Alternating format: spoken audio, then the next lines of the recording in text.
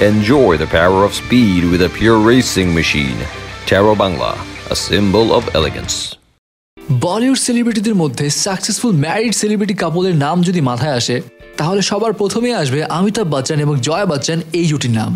1973-তে তারা 7 পাকে বাঁধা পড়ে এবং অলমোস্ট 46 ইয়ার হয়ে গেছে, এখন পর্যন্ত গৌরবের সঙ্গে তাদের ম্যারিড লাইফটা টিকে আছে। এবং এই কাপল ডেফিনেটলি একটা এক্সাম্পল। যেখানে বলিউডে হরহামেশাই ছাড়াছাড়ি কিংবা ডিভোর্সের নিউজ শুনতে পাওয়া যায়, সেখানে অমিতাভ বচ্চন এবং জয়া বচ্চনের ম্যারিড লাইফটা আসলেই একটা এক্সাম্পল। তবে অমিতাভ বচ্চন এবং জয়া বচ্চনের বিয়ে কিন্তু হুট করেই হয়ে যায় এবং এই বিয়ের পিছনে একটি ইন্টারেস্টিং কাহিনী আছে যেটা এর আগে কখনো জানা যায়নি। তাদের বিয়ে হয়েছিল মাত্র 24 ঘন্টার মধ্যেই, হুট করে ডিসিশন এবং হুট করেই বিয়ে। কিন্তু এতটা জলদি কেন ছিল?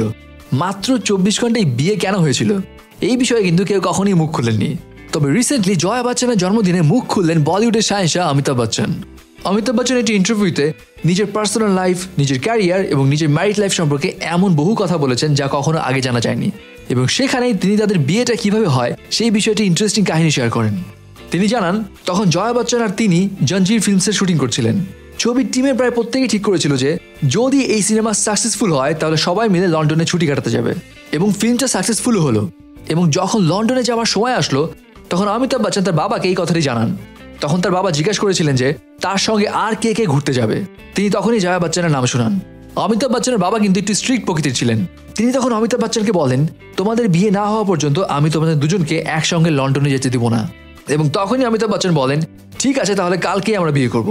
এবং এই কারণে তাড়াহুড়োর মধ্যে সামান্য প্রস্তুতি নিয়েই তারা বিয়ে করে ফেলেন এবং পরের দিনই দুজনে লন্ডনে চলে যান। তাহলে বোঝা যাচ্ছে লন্ডনে যাওয়ার জন্যই তাহলে অমিতাভ বচ্চন জয়া বচ্চনকে বিয়ে করেছিলেন। সো ভিউয়ার্স, অমিতাভ বচ্চন এবং জয়া বচ্চনের বিয়ের এমন মজার কাহিনী শুনে আপনার কাছে কেমন লাগলো? কমেন্টস করে জানিয়ে দিন আপনার মতামত। সাবস্ক্রাইব স্টার গল্প আর বেল আইকনে ক্লিক করতে ভুলবেন না।